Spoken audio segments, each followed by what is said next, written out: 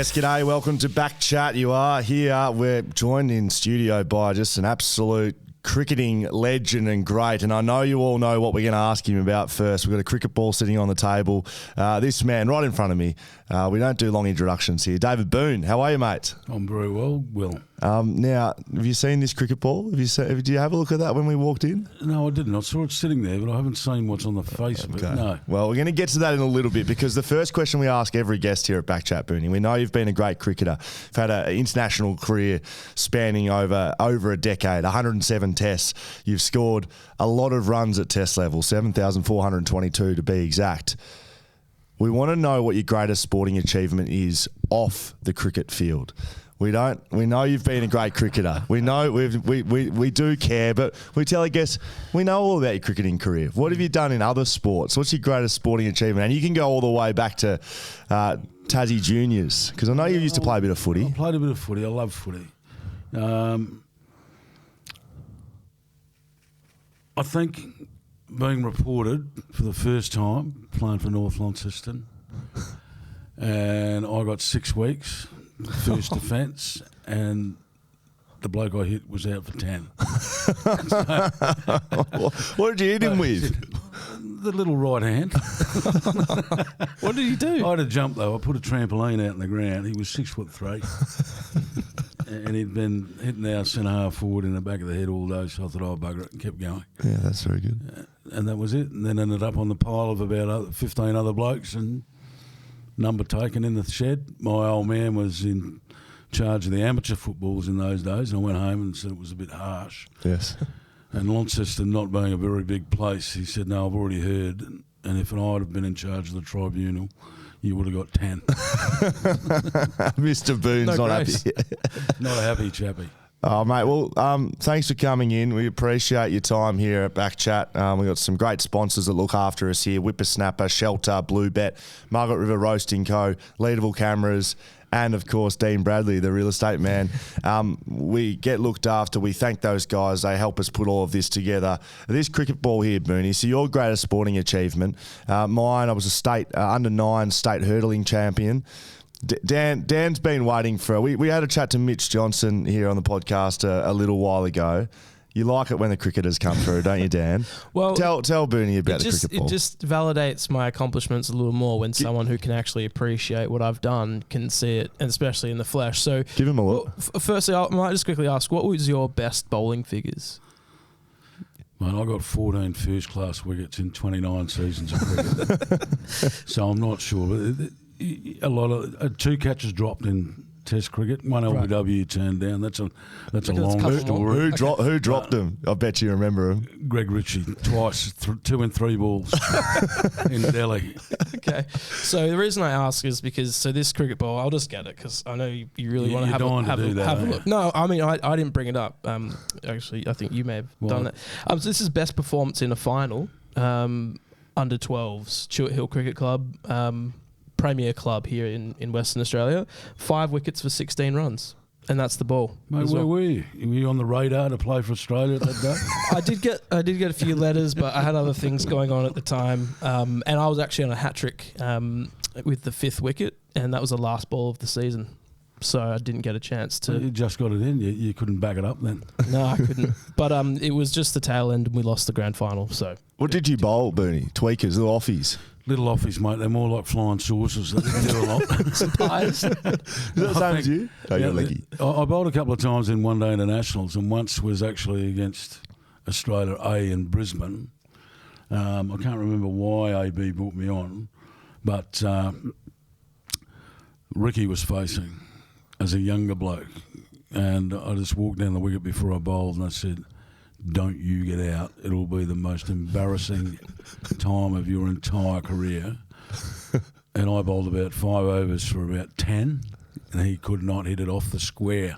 It was hilarious. Tassie v Tassie. No, Australia versus Australia. I know, but Tasmanian versus Tasmanian. Yes. You took a big scalp that game, though, didn't you? You got one of the better batters out. No, I remember. Because of my skill set and... You know, just that I was in form at the time. AB bowled me again in Melbourne. I got Phil Emery out. That's right. I bowled him, and I peeled. I didn't know what to do. Well, they have to do that these days, don't they? They have to show respect to the umpires and. I think with everything but bold, yes. I think that's a reasonably obvious one. Oh, that's very good. So you're a batter though, Booney. You speak about your bowling. You're a batter. You didn't start as an opening batsman though, but you did move into that realm throughout your career. What's it like coming through the ranks of Tasmanian cricket and finding your way into the Aussie team? You're batting at 8, I think, maybe your first game. I think it was reasonably, first game for Tassie was a one-day game in a Gillette Cup and batted about number 7 or 8 against Queensland up in Brisbane. Then moved into mainly batting at number 5 and then eventually into number 3 after a little bit. Then got picked for Australia, started at number 5, moved up to number 3, and then we had a bit of a predicament in Sydney where AB said, right, the selectors would just pick Mark Taylor, and he's never batted anywhere but opening. But he said, it's your call. You're the resident opener. You do what you want to do. And I said, well, mate, what's going to be the best balance for the team and for him to come into it is for me to go back to 3. Right. So that's sort of how that evolved quite quickly and quite simply. And he had a decent career, and I actually preferred going back there. I was going to say, if you're going to pass it up for a player, it may as well be a future Australian captain. Yeah, we didn't know that at the time. Yeah, you were an old boy giving a young boy a shot. Not quite an old one, but an established one giving the newcomer in. So, no, he started off quite well and ended up having a decent career himself, didn't he? When you first started opening the batting, your first pairing was with a good mate of yours. Yes. Jeffrey Marsh. You made a century in your first game as an opener. Yep. Swampy and I actually did it when we shouldn't have done in Adelaide in the 4th test against India. It was going to be a draw, and there was about an hour and a half or so to go in the game, or a session or something like that. And Wayne Phillips was the opener, but he'd been keeping for nearly bloody 2 days. Right. So Abe just said, would you mind dashing in there? So that was when Swamp and I first got together. And we just said to each other after it, well, that went all right, didn't it? And we just put it forward that we keep doing it. And Wayne dropped down the order a bit for the rest of his career. He's a great mate of yours, Swamp.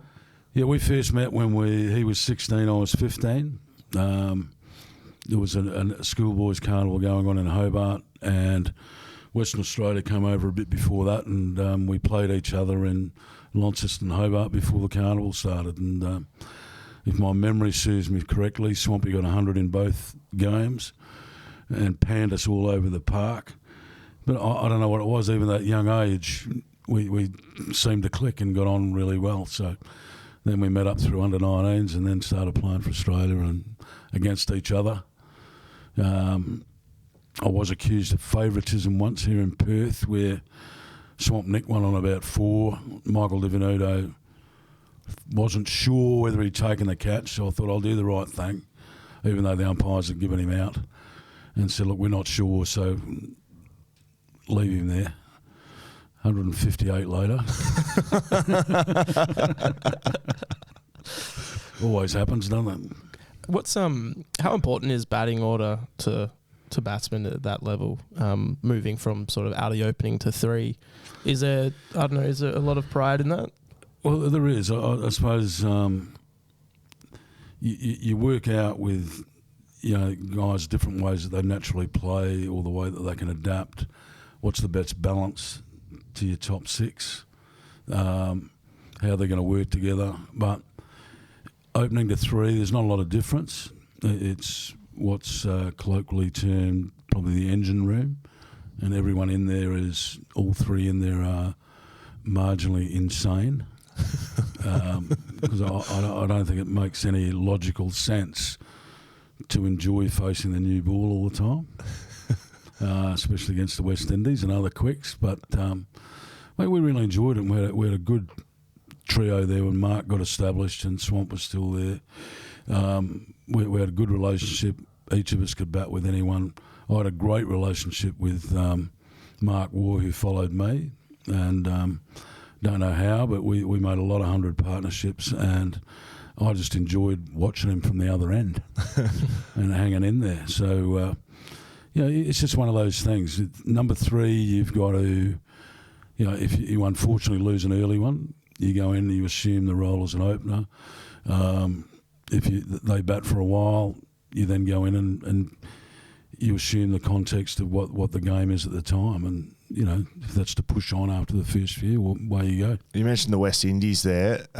What are your reflections on that, facing the lineup that, for mine, Curtly Ambrose brings to mind, but there was a whole bunch of them, wasn't it? More than a bunch. You could call them a bunch, I suppose. But I had the privilege of facing Andy Roberts when I was 16, if you want to call it that. And Jack Simmons, who was my coach when I was a kid, he was captain of Tasmania, and he said, look, everyone at the pre-game meeting, he said, look, Andy, I played a lot of county cricket against him. He's got 2 bouncers, so just remember, and he'll give you the cross seam one first, which is a bit slower, and you'll think, well, that's not that quick. And then he's got one down the seam. 16, forgot all about that. Hooked the cross one for 4 and thought, that's not as quick as it looks on telly. How good am I? Yeah, this is wonderful. Next one, whack. I don't think I even got my bat off the ground before it hit me in the chest. So, he told the truth, but I'd forgotten all about that. But there was Roberts, Holding, Marshall, Croft, Garner, Amby, Patterson, Bishop, a couple of Benjamin brothers. Mate, keep going. Was it scary? Was it scary? Is that a word that you use? People look at it and think, oh, they must be scared. No, I don't. You can't be scared. I think there's always, it'd be no different to footy. Well, when you played, there's always that little apprehension and anticipation of, what's going to happen today. And you always go out and give it your best shot. But I think it's just that butterfly thing, apprehension. Not scared, but there's probably a fear of failure more than anything, or you deem that you've failed if you don't score any runs. But I think when I was reasonably young, my mother taught me a very valuable lesson of the way to look at that if you could be brutally honest with yourself at the end of the day and say, look, I gave it everything I did today, but it didn't work out, learn from it and move on. So her understanding of that was that the only people that fail are those that don't try in the first place. So that sort of helped a little bit on occasion. Not a lot, but you still get really disappointed. God bless Mum, but before the days of mobile phones, I played a test in Brisbane. Got out, walking off the ground, spat the chewy out, took the helmet off, said a couple of F-bombs, and then the phone in the room rang, and I said, hello. And she said, I can lip read. and that was it. Was that scary? That was scary more than anything else. Exactly. She was a beauty, though. She every time I swore in the home, I'd get the wooden spoon across the backside. She adored my son, and he adored her. And they had a wonderful relationship when she was alive, but he could say whatever he wants. And all she'd say was, she'd smile and say, he's just expressing himself. Meanwhile, you're carrying around welts on your ass still from a young kid. I've still got scars on my backside from the wooden spoon. Oh, that's great. Well, so what about Australian cricket? Right, people we've had eras across history where been incredibly successful, but when you first come into the team and start playing, it's not a period of success. Your first 4, 5, 6 years, it's bloody tough work. It was tough. There was sort of really a double hit on Australian cricket, where my first game was the big three's last. So Lily, Marsh, Chappell all retired at the end of that day, one-day game in Melbourne. So we had that, and then 12 months later, Rebel tour to South Africa. So we lost quite a bit of depth out of Australian cricket, and it took quite a while to get guys back in there. I can remember I was vice captain, played about 15 games. AB had played, I think, 60, and we went on a tour in New Zealand where the other 12 guys out of the 14 hadn't played 60 between them. So it's sort of a bit difficult. But then all of a sudden we got our first coach ever in Australian cricket, Bob Simpson, and he challenged us to do all sorts of things. And funnily enough, his first challenge for us was to become the best fielding team in the world. Right. As he thought, if we can field really well, that'll follow on into your batting, your bowling, and everything else, and catching. So we worked and worked and worked our backsides off at that. Then probably unexpectedly won the 87 World Cup, gave us a lot of confidence. That started gradually moving through into Test cricket to where we beat England in 89. But I think a lot of that credit was due to the selectors at the time too. I think selectors are exceptionally important in their vision and the way they look to the future, not just the immediate reaction. And God bless his soul, we lost him last week. Colonel Laurie Saul from over here in Perth was our chairman of selectors in those days. And although they didn't directly tell us, we just got a sense through conversations that the selectors had picked about 17 guys that they thought would take Australian cricket through to the future. So it sort of gave us a confidence to be able to go out and play our way, to go out and learn how to win cricket matches rather than just trying to save them, and to move forward knowing that you'd probably get another chance. And it worked, and it was a really big decision in Australian cricket. So Bob Simpson comes in and coaches, your first coach in Australia. At that level, yeah. I mean, for me, that say from footy, without a coach, I'm not sure what. Yeah, what were you doing? What were you blokes doing? Was it game plan, or was he in there making sure you blokes weren't stuffing around too much? Oh, Bit of both. Stuffing around too much and keeping an eye on us. But cricket just changed. It clicked over, and it had to start to become more professional. Like somebody like Ian Chappell will probably hit me, but he used to run the show. The captain ran the show. Our managers normally would come out and help with fielding practice, and he'd just do whatever you wanted to do, basically. But then it became more structured. When I first played, we had a manager and a physio in Australia. That was it. And Earl Alcott, our physio, did the fitness work as well. And we were athletes back then. We were fitter than what people think, but we enjoyed ourselves as well. But that was it. And when you compare that, and then it started to grow. Then we got Bob in as a coach. When we went to the Ashes tour, we had a scorer, so there was another set of hands.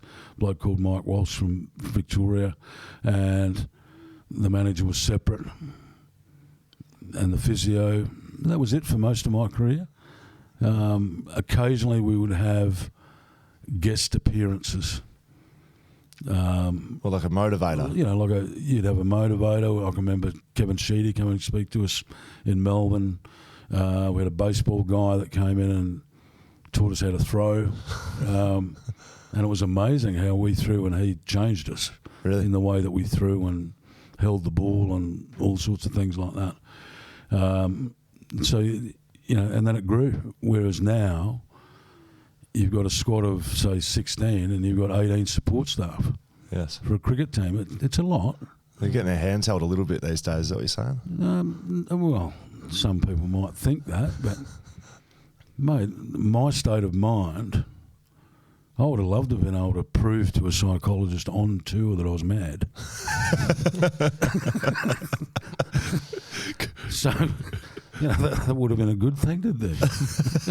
would have had his work cut out for him back in the day. You're saying that Chappell sort of ran the show, and from the outset, even now, it sounds like it feels like the captain has the most say in a cricket team, and the coach. I mean, sometimes you don't even hear from the coach, maybe unless they do a bit of media. But how does that sort of dynamic work in terms of coach and captain?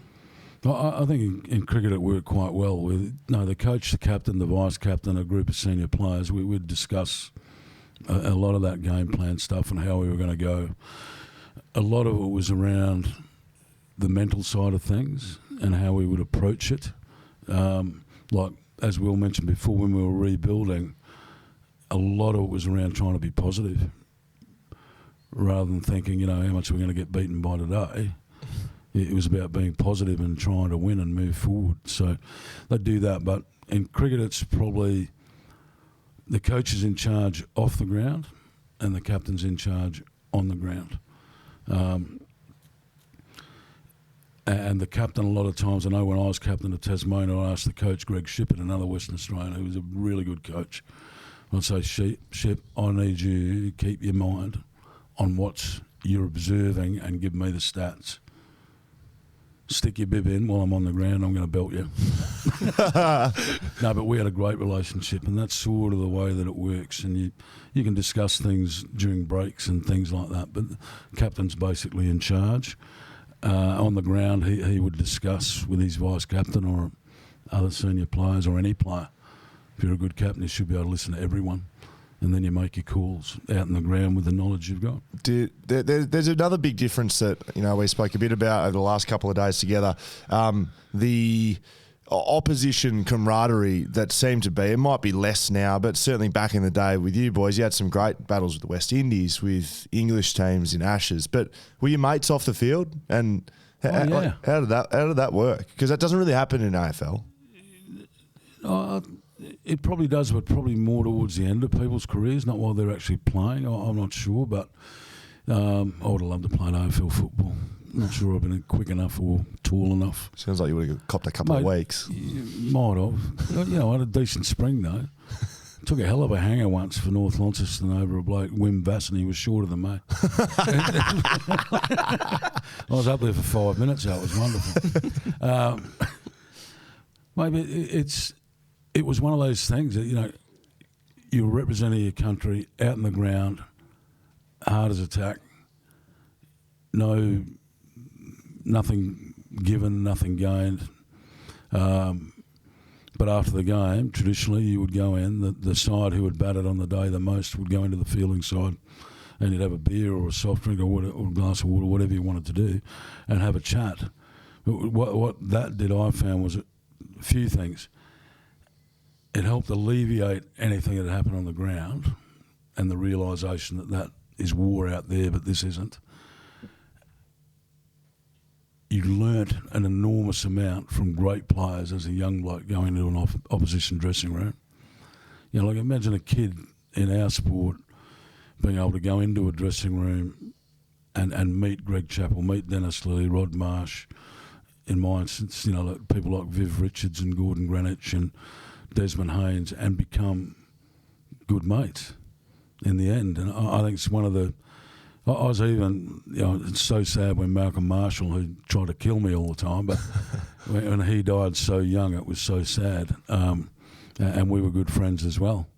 So, and even Joel and the big boys, it's a great thing. I look at it and it's all nice, you make a good living out of it, you go there, but one of the greatest things you'll ever get is those friendships. And I'm positive that I could go to any cricket playing nation in the world, and if something hit the fan, you can make a call and someone will come out of the cupboard and give you a hand. Yeah, that's cool. With beers involved, though, because no doubt you weren't just sitting in there holding hands and singing Kumbaya and having a couple of waters. No, in moderation, mate. Moderation, responsibly. Yes. Was there any? Can you recall any funny moments after games with two opposition teams? Was there anyone carrying on too much? Was there? Oh, there was a couple of those. Brian McMillan provided us a couple in South Africa when he brought a firearm into the dressing room and threatened to kill Jeff Lewis. It was Jeff or was it Merv? One of the two. And it was actually had a gun live. Hell. But that was part of their life in South Africa, and probably still is. But we couldn't believe it when he walked in and said, right, you blokes talk to me like that again out on the ground, I'm going to... And he's got this gun. Oh, my carrying on. It was quite funny. The other, it's quite funny. The other one was Desmond Haynes. That was right. That must have been Merv. And then Desmond Haynes got out to Jeff Lawson in Brisbane, and Jeff gave him a bit of a mouthful on the way off. and we could see in the old Gabba, the original Gabba, there was Desi with one of those, what do they call them, the blocks, and he had a knife, and he was just sharpening it all day. Jesus. And ready to go Lawson at the end of the day.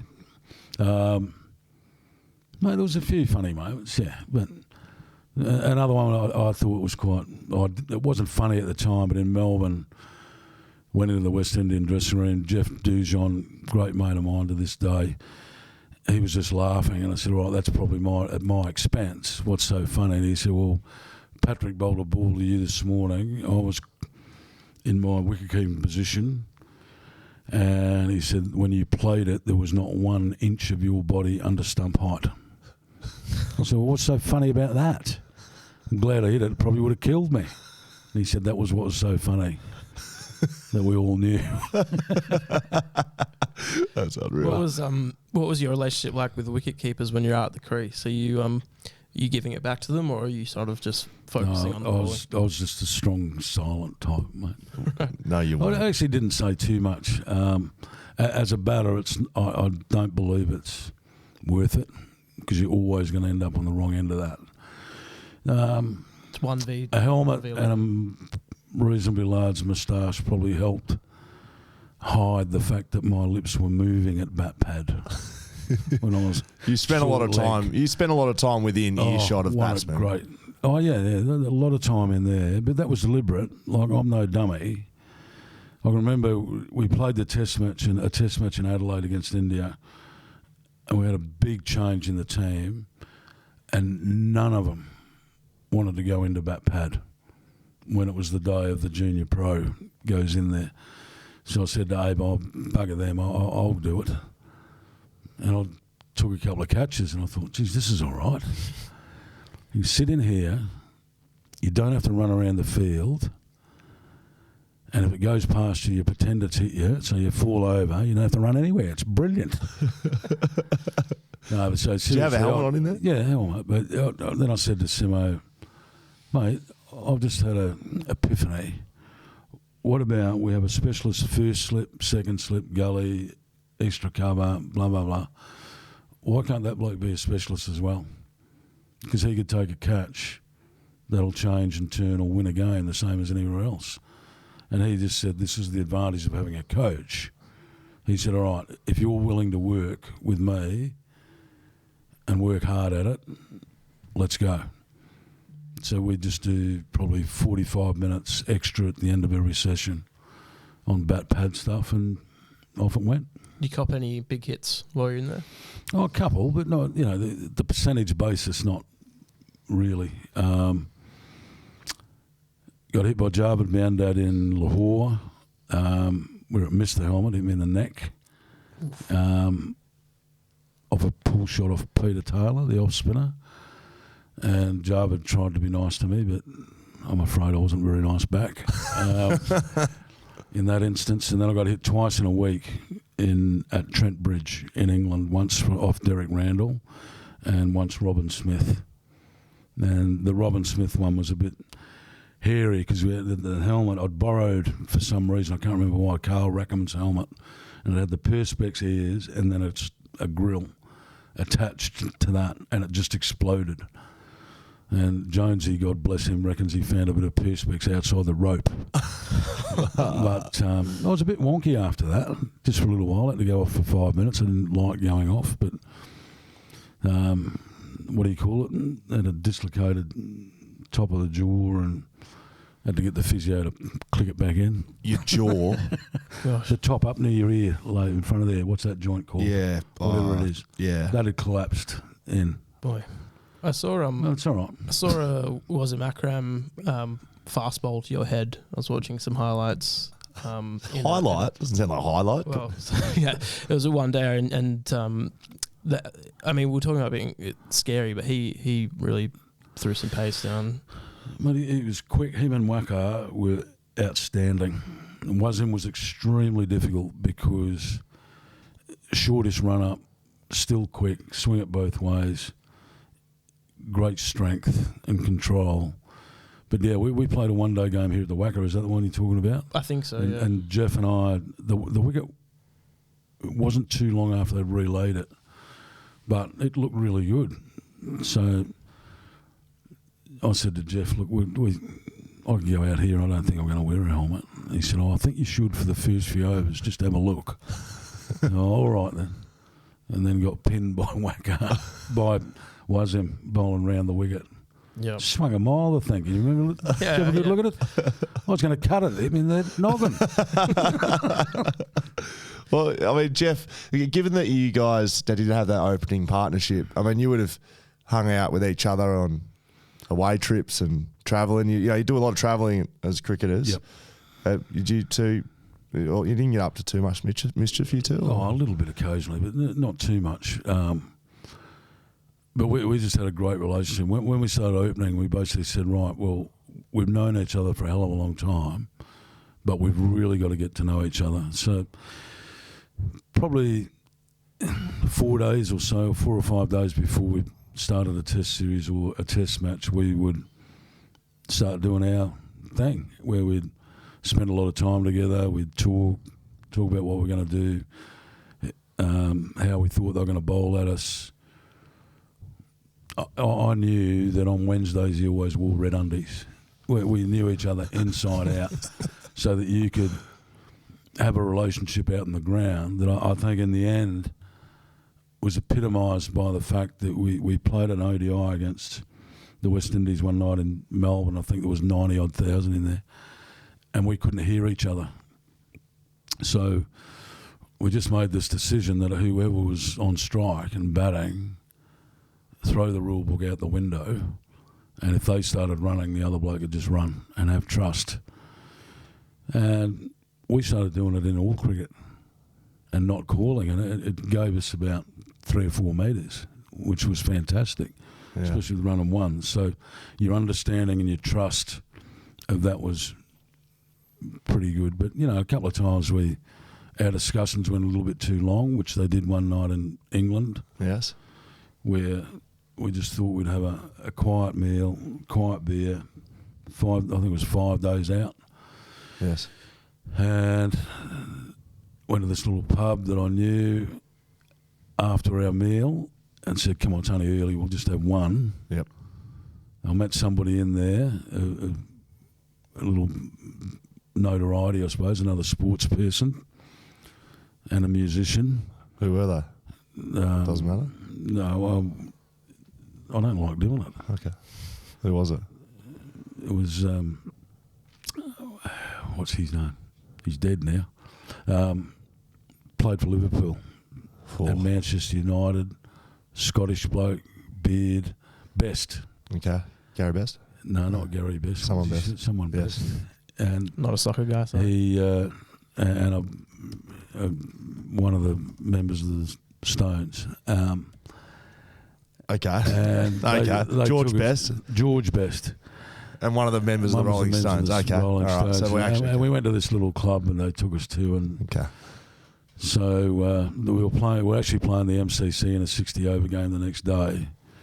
And so at about 5 a.m, we thought, shit, we better get back to the hotel. So we went in the back entrance so we wouldn't be seen. We knocked on the door and one of the staff came out and, can we sneak up the service lift? Can you get us, here's some money, can you go out and get us half a dozen packets of 4X mints as well? Mint? Or mints, to the breath things. Oh, yeah. To mask perhaps, maybe. To mask maybe a couple of drinks. And then we went upstairs and showered, got ready, basically had to get on the bus. Got on the bus, we'd gone down early, got right up the back. Then Simo got on and he said, right boys, 60 over going today, but it's a lead in, blah, blah, blah. So, you can do your own warm-ups today. Nothing strict or organised. And Swamp and I looked at Taylor and said, there is a God. So we wandered out, keeping to ourselves, and everyone thought, well, they're just doing their normal thing, they're fine. So we ball and a bat, pair of gloves, we walked the lap, We put our legs up on the fence, one stretch, threw an underarm ball at each other and went in. How'd you play? And then... so you're playing, you've walked in, out, okay. Yeah, George, this is the warm-ups before the game. Yep. So we go inside and start to get in the shower, and I said, hang on, Swamp, I've got to dash upstairs. I went up and saw Nancy in the kitchen. Nancy. Said to Nancy, she'd been there for years. I said, love, we need the strongest pot of coffee that you can get and 2 of the greasiest egg and bacon burgers with brown sauce that you can make. And I said, but you've got to be real quiet. Come through the back door of the dressing room and we'll be out there. So she brought him in, and then we were sitting there, we're under the shower, we're eating the buddies, and we're drinking the coffee, and then we get the yell, hey, you two, AB's won the toss and he's batting. Oh, no. So out we went. Swampy faced the first few balls and didn't hit anything. And then one hits his thigh pad. We got a leg by, and I thought, oh, God, here we go. My turn. Played and missed the next 2. And then we got together in the middle. He looked at me, and leaving everything up to me as he always used to, he just fired the question. He said, which one are you trying to hit? And I said, the middle one, but it's not working. I wouldn't advise young children to do it, but we ended up breaking the world record for the opening stand in 60 over cricket, and I think I got about 150 odd, and he got 110. Oh, what preparation, mate. Absolutely. Sometimes you're blessed. But we didn't do it very often. I think it's the only time we did it. We're not going to risk that again. I'm actually surprised you didn't continue rolling that out, mate. I mean, the preparation, obviously. Oh, that's very good. What about... I did hear, while we're telling stories, I did hear one story from you, and now I might have had a few beers myself, so I couldn't quite recall when it happened, but you needed some assistance from one of the members of the hotel staff after, you're away, travelling, you've got to get all your gear together and make your way down in hotel rooms. You know what I'm talking about? That was a bit... What was that talking about? A bit naughty, that. I'd been extremely efficient after a test win in Cape Town, and I'd packed up so that I could stay in bed a bit longer in the morning. Yes. But unfortunately, I'd been too efficient. Right. And in taking my suitcase down to the foyer, I didn't have anything on. You were naked? I was naked. What a sight for the locals that was. We haven't got long enough to tell the whole story. No, that's very good. That's the essential one. Ian Healy, I think, did make a bit of it up and exaggerate it, but only the good stories have mayonnaise on them. Yeah. Who was your bunny? Oh, I've got to say Phil Emery. He's the only wicket at any standard that I ever got. I got a few in English county cricket when I was playing over there. I think about 6 or 7. Yes. But the most disappointing aspect of my bowling, and as a bowler yourself, Dan, yep. you would have probably more repute than me, but the most disappointing one was I got an LBW turned down at Wellington in New Zealand. I was bowling, AB asked if I want to bowl, and I specified which end, and there's a slight slope on the Wellington wicket, and the breeze, if I had that going to my right, breeze coming over my right shoulder, I'd be able to drift and then turn the thing prodigiously back down the hill. So he said, all right, give it a go. And I said to umpire Dunn from New Zealand, I said, mate, you are in for a real treat here. You're going to see somebody at the top of their game and expertise. So what I'm going to do is I'm going to bowl the first 2 right outside off stump, just to give you an idea before we get to the real business. And I was bowling at a bloke called Danny Morrison, who, if he got naught, would be the world record holder for the most noughts in a row. So I'm bowling against quality here. Yes. The 3rd ball, I said to him, umpire Dunn, I said, are you ready? Be on your toes. And I actually bowled a ripper and did Danny like a dinner, and he's caught in the crease. It's dipped, it's spun. You could hear the thing fizzing. And hit him on the pad, and I went down on all fours, screaming. And he said, not out. And I said, why the not? Yes. And he said, David, I'm really sorry, but in my opinion, it wasn't going quick enough to knock the bails off.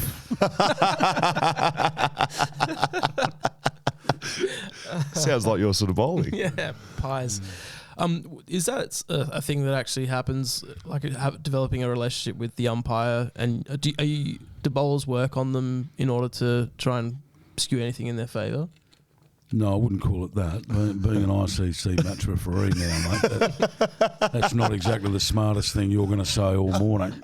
No, I mean, like you're saying, setting them up, like say on the third ball, like look for this. Some of the guys will form a relationship, but I think it's more important in the role I do now, listening to them and watching them, observing an extremely difficult role in any sporting field. To be a referee, an umpire, whatever you want to call it, it's exceptionally difficult. You know, when I played, all I thought about was, is he going to give it out or not out, and is he right or wrong? Yes. But everything else that goes with it. There's a lot of umpires that, through respect and through other effort, they'll try and form a relationship with players.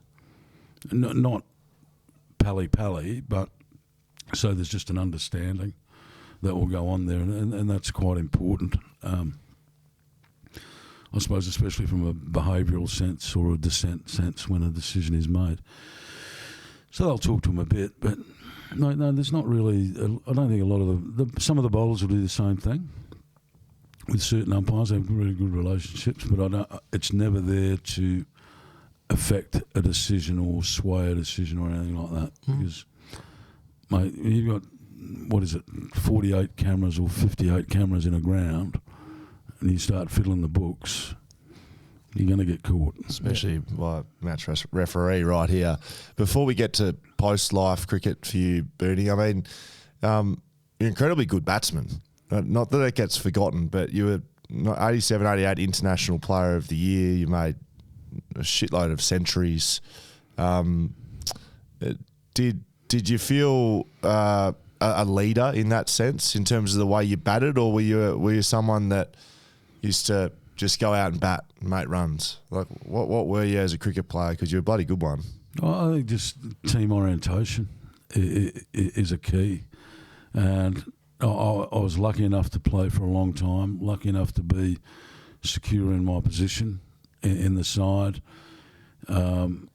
It was an absolute legacy and honour to be a part of a group of blokes that brought Australia back in the 80s to become the best cricket team in the world, to finally beat the West Indies and be a forerunner to nearly a 20-year period that Australian cricket dominated, with players like, with Hayden and Langer and Gilchrist and McGrath and Gillespie and who else can you put in there? Damien Martin, etc. And they were just fantastic. And I suppose Warnie started towards the end of my career, and to play a couple of years with him before he really moved on and became the best that ever has been in his particular field. So, mate, it was mainly team orientation, whatever the team needed. And I think my leadership within the group, outside the captain, was to be sergeant, to be his rock. And our relationship was exceptionally strong. And to lead the other blokes by that, to talk to them about, if you're an individual, you'll stand up and eventually it won't work. But if we do it all together and we enjoy each other's success, each other's performances, and we do it as best we can every day of the week, we're going to get there. So that was basically my role. You're mentioning Warnie, he caught that hat-trick ball at the G. Fell over very timely. That was the quickest I ever saw him move.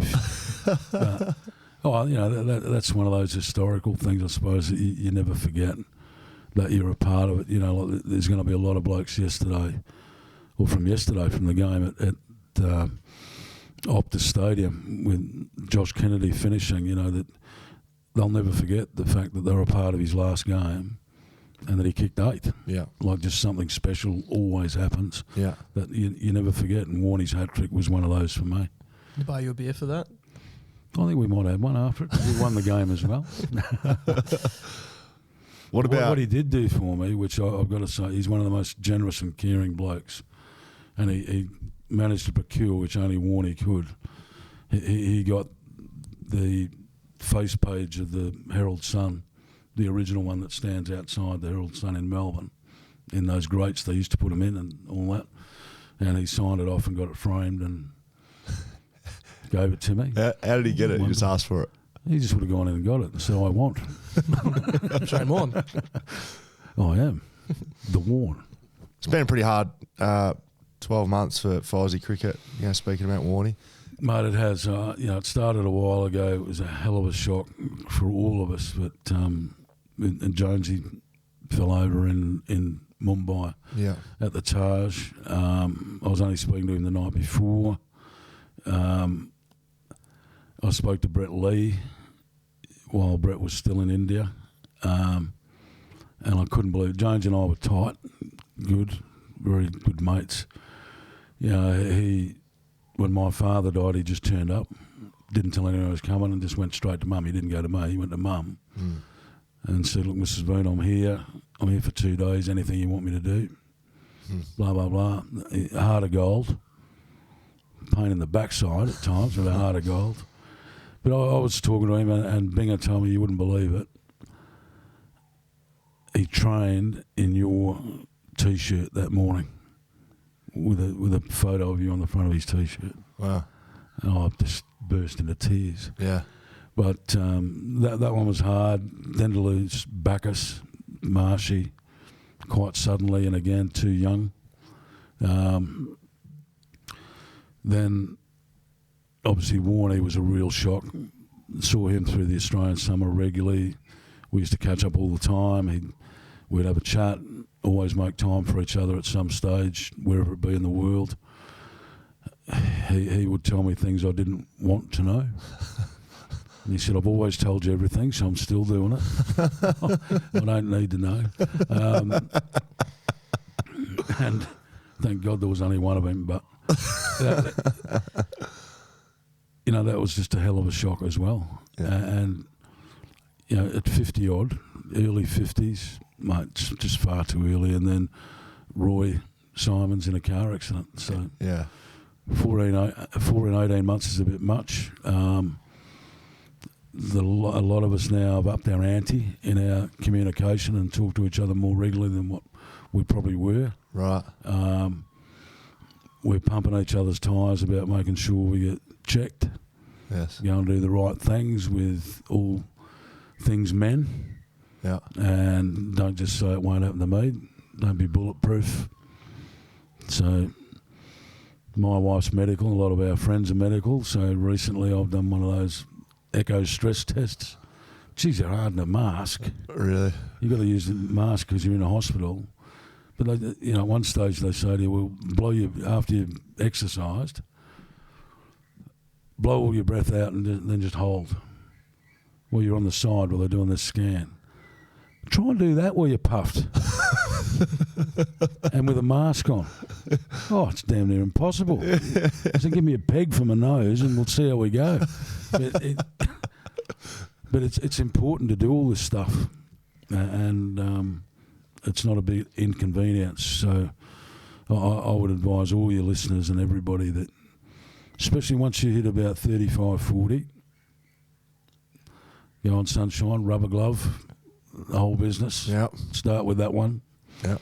And move on to the others as you get a couple of years older. That's good, mate. Some really, really good words about the boys, and sorry about all the losses as well. I mean, it's just been dreadful. From we don't even know them, do we, Dan? So, maybe we move it to the back end of cricket.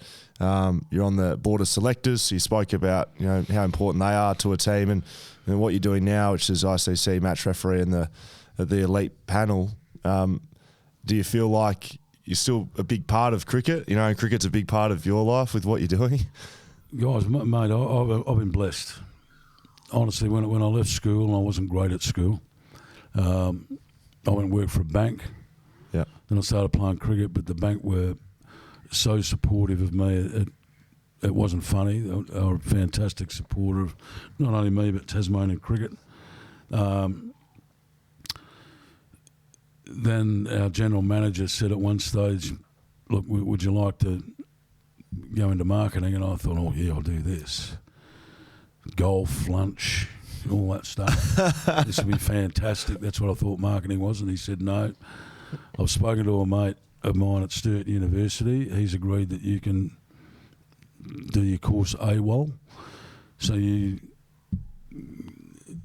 on your tour of Pakistan, you can start.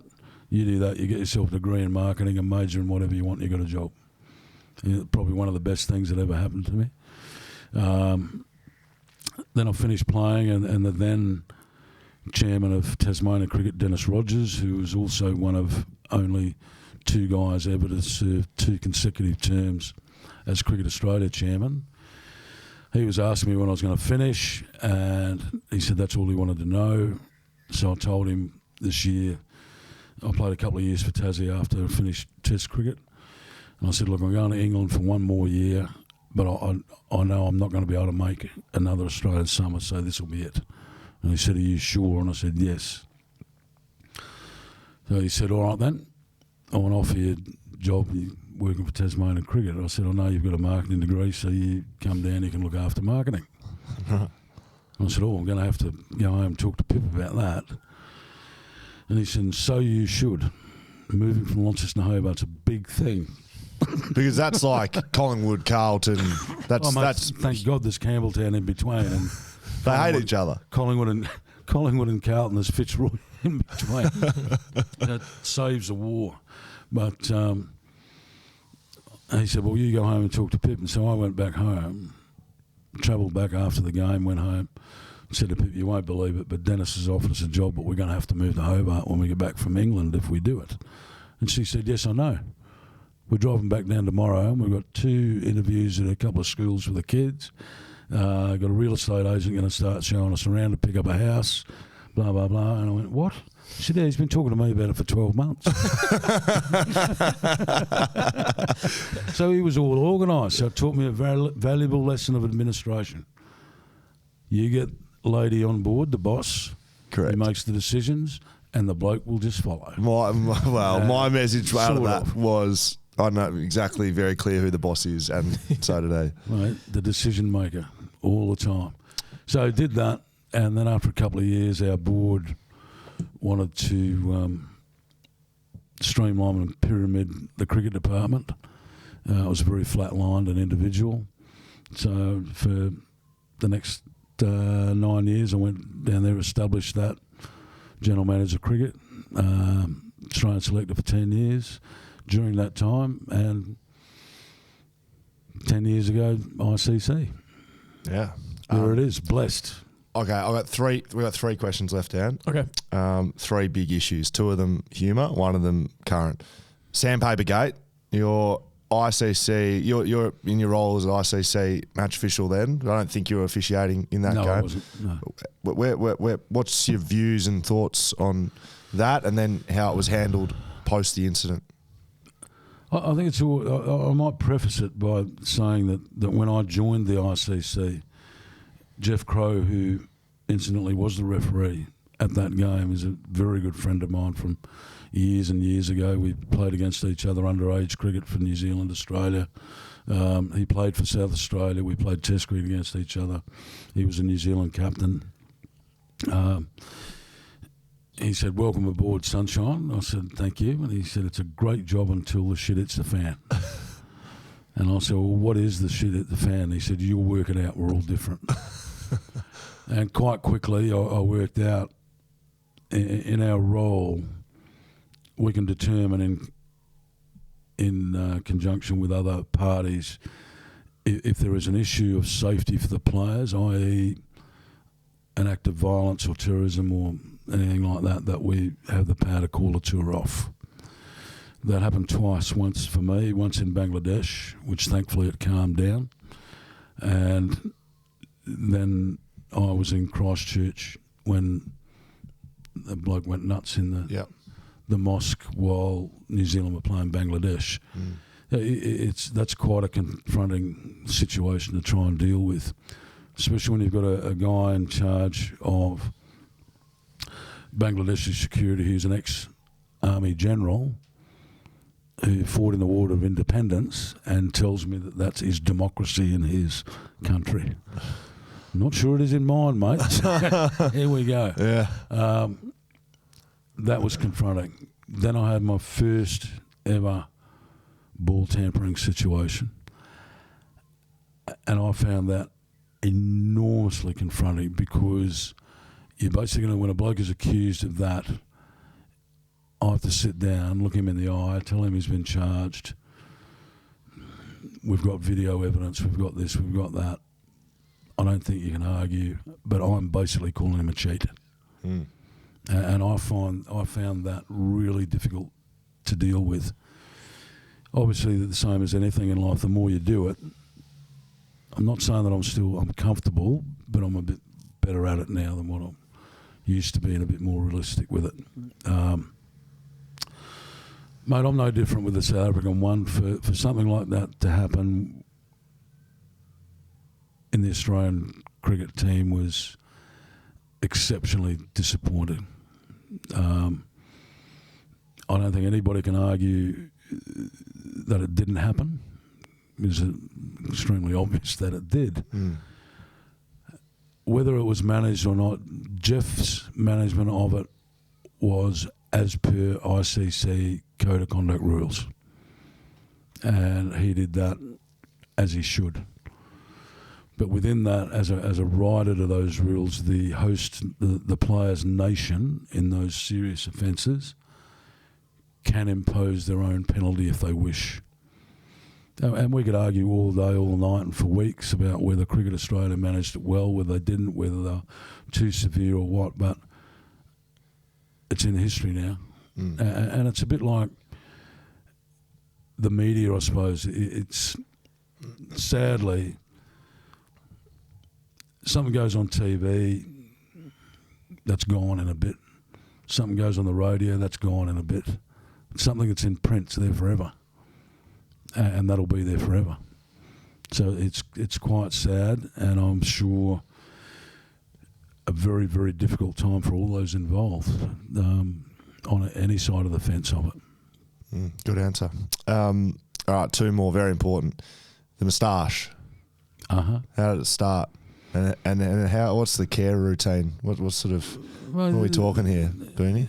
There's not a lot of care involved. I'll give you the tip. There's a bit of ageing. I don't know, when I left school, 1978, were you born then, Dan? No. Good. Why did you ask me if I was born? No, I'm not. No, you weren't either. No. I know that. I don't think anyone in the room was. That's correct. They were quite fashionable. I thought, I'll give this a shot.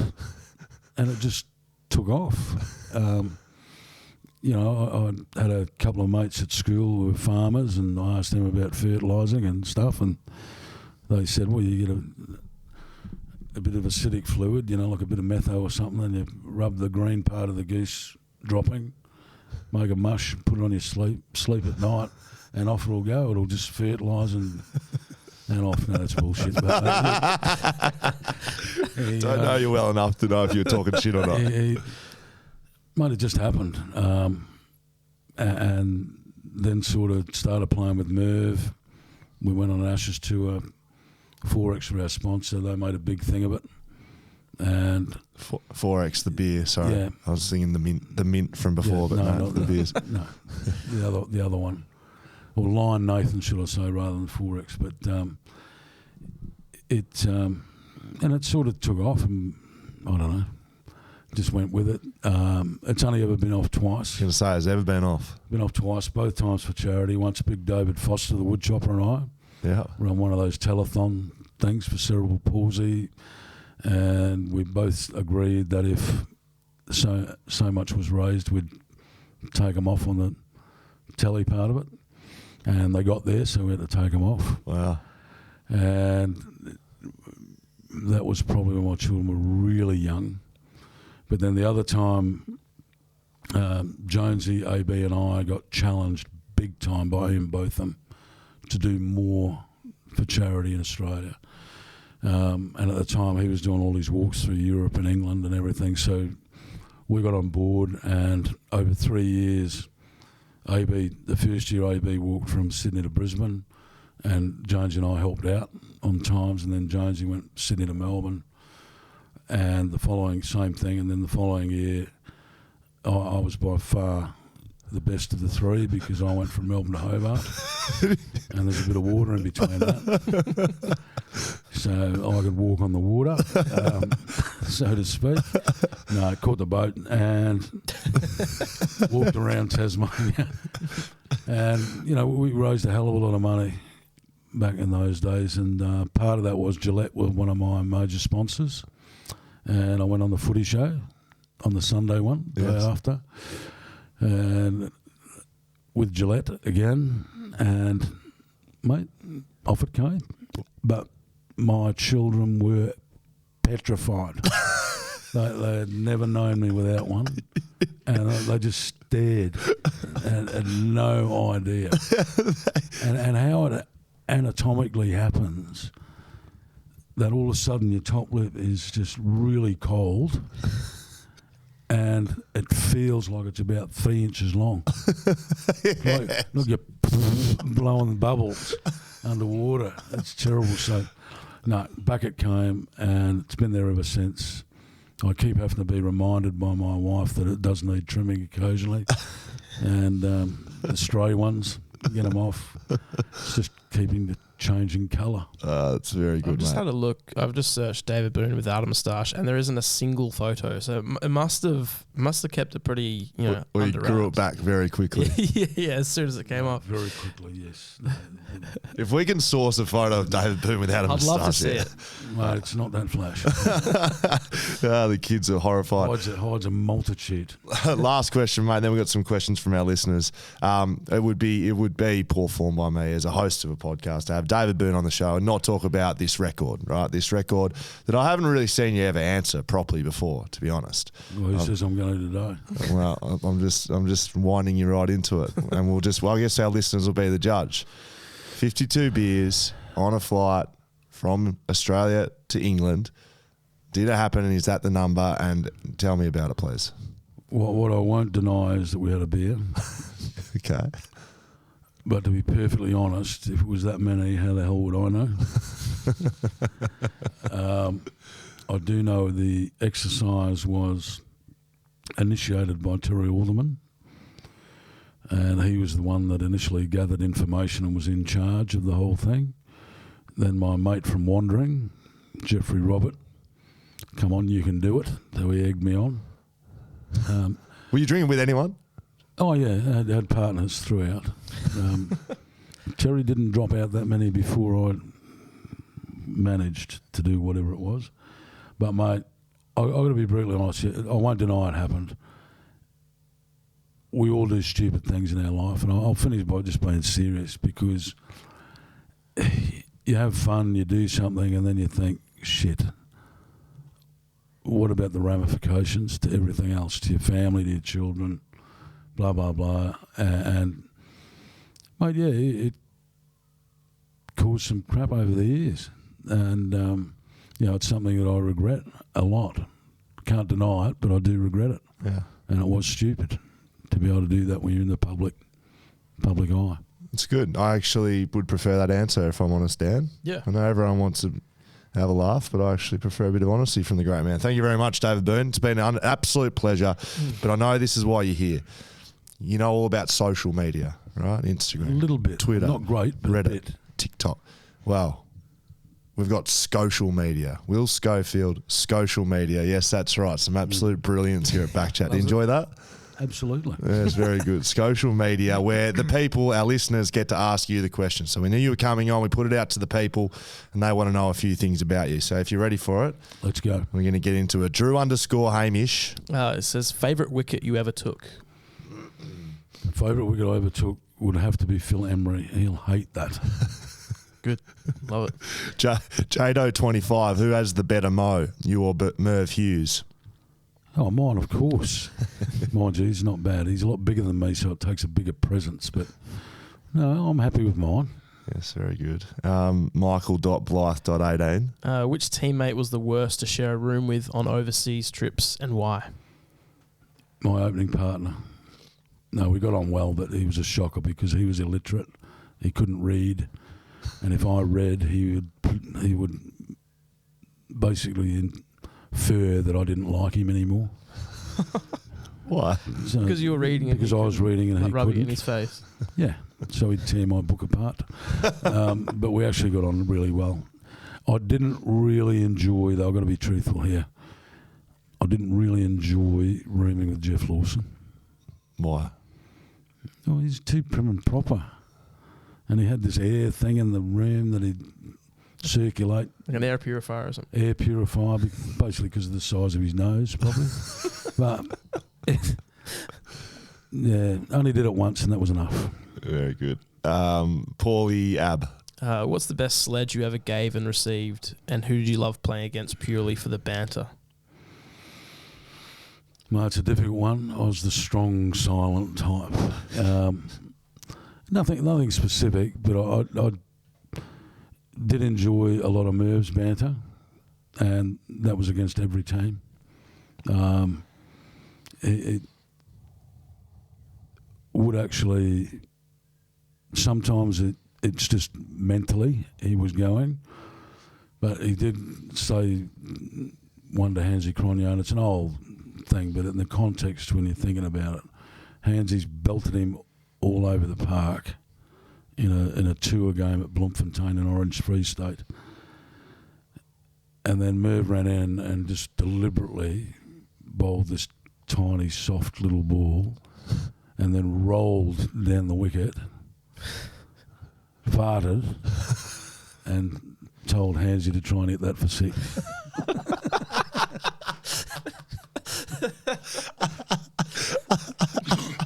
Oh, that's very good. I haven't heard that one. That's something better. I am Daniel Marsh, please. You filled a back pad with only a helmet. Players these days have shin pads, etc. Why are they so soft? I don't know why they're so soft. They are, though. I say it all the time. Well, you need your helmet in a box. Everything else can be fixed. That's true.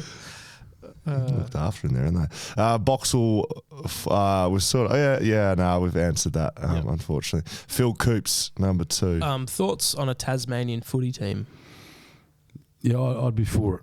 I think we've been providing players and footy. We're part of the heartland of Australian rules football and have been for years, and have had some great players over those years. So I think an AFL team on a standalone would be good. The AFL have said that we basically stated unless there's a new stadium, you can't do that. They won't approve the 19th isn't it, licence. Yeah. And so on, which, is a bit harsh, I think, in my opinion. But then if we say, right, let's have a new stadium, a multi-purpose stadium in Hobart that is going to service football, cricket, concerts, rugby, soccer, everything, I'm all for that. That'd be a wow. But the same as the rest of Australia,